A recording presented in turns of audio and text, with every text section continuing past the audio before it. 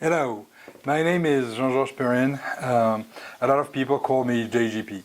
I am the Chief Innovation Officer at AbeaData, the Chair of the Bitol TSC at the Linux Foundation, a lifetime IBM champion, a PayPal champion, a data mesh MVP, and an acclaimed author. But enough about me, that's already far too much.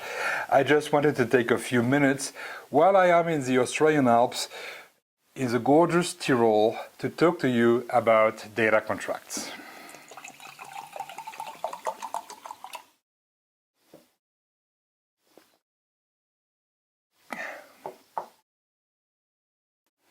As you know, a data contract is a way to communicate between a data producer and one or many data consumers. But this is more than that. It also creates a link between business and the logical representation of your data and technology, its physical implementation. It describes metadata. Yes, you heard me right, metadata.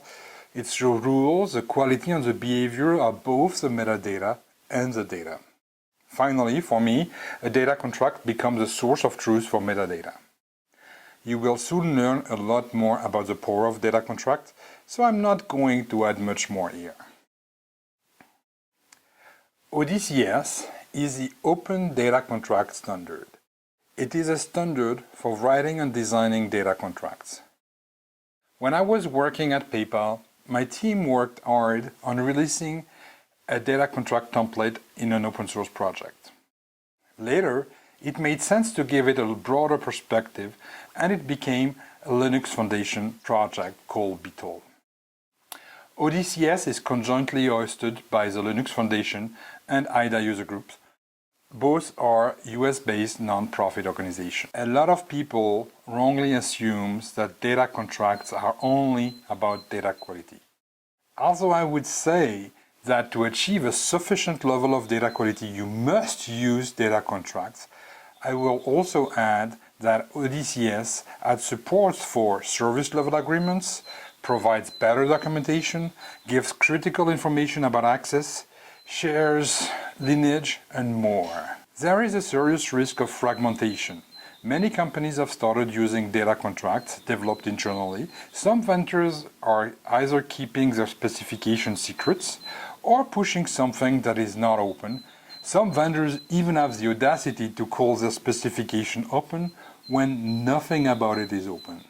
Having this disparate and non-regulated format slows innovation, increases vendor lock-in, and ultimately sabotages a standard. Imagine if, back in 1994, Netscape had a proprietary version of HTML. Neither Internet Explorer nor Safari could have taken off. This lack of standardization would have created a fragmented market on the web and would have been a vendor-based something, which is indeed what CompuServe and AOL were at this time. Look at the QR code to learn more about that part. ODCS is governed by a Technical Steering Committee, or TSC, which I am extremely proud to chair. One of the subtle balances we keep in mind at the TSC is to have an equal number of people representing vendors, service providers, and users. A new group is showing a great interest, academia. If you want to be part of it, it's pretty easy. As I said, ODCS is hosted by the Linux Foundation and the IDA user group. All the interactions, support, and work is done on the Slack channels provided by IDA. There are 3 levels of engagement in IDA user group. Users have a channel for communication, getting help, implementing the standard. The second level is our weekly working group. The main group is currently working on 11 requests for comments to enhance the standards with the needs that everybody expressed. The crème de la crème of those volunteers in the weekly working groups are elected to be part of the TSC. As I said many times before, the TSC is composed of some of the brightest minds in data engineering. You don't have to be too smart to be a chair. Check out the QR code and the link behind to know more about how you can actually be part of that. ODCS is currently version 2. but the various groups are working on version 3. We hope that version will be available in late summer or early fall 2024. To find more about all that, also flash the QR code. So, thank you for listening to me. If you want to reach out, do not hesitate to contact me on LinkedIn at https://linkedin.com/in/jgperrin. Grüß Gott!